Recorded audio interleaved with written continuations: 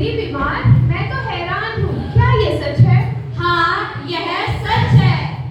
अरे भाई, हिंदी कैसे हो गई बीमार? हिंदी कैसे हो गई बीमार? हिंदी की ऐसी दुर्दशा, आखिर हिंदी क्यों हो गई बीमार?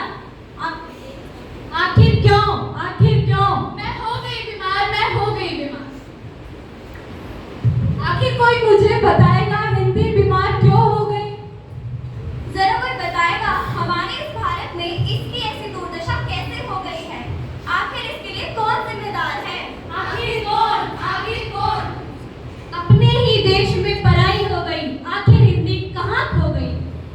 जिस भाषा को भारत की औरत का प्रतीक माना जाता था, आज वह भाषा खोती जा रही है।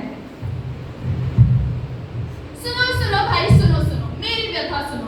मेरे देशवासियों ने ही मुझे पराया कर दिया, अंग्रेजी को प्राथमिकता दी और मुझे पीछे कर दिया। अरे ऐसे कैसे? तुम तो हमारी मातृभाषा हो।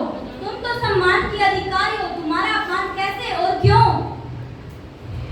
मैं हूँ, मगर अब यह जमाना बदल रहा है। अब कौन याद करता है? ये अंग्रेजी के रंग में ढले हुए लोग मुझे भूलते जा रहे हैं। मेरा अस्तित्व अब खतरे में है। अब बच्चों को ही देख लो, जब इन्हें तो 78 और 79 का मतलब तक नहीं पता, और तो और जब पढ़ने बैठते हैं तो पूछते हैं ये क्या है।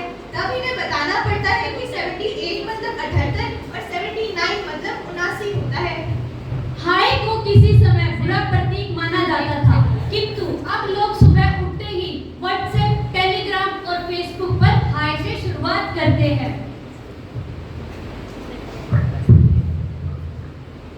नमस्कार, धन्यवाद, सिमट कर रह गए हैं। जिंदगी एक सफर है सुहाना, आया अंग्रेजी बोलने का जमाना।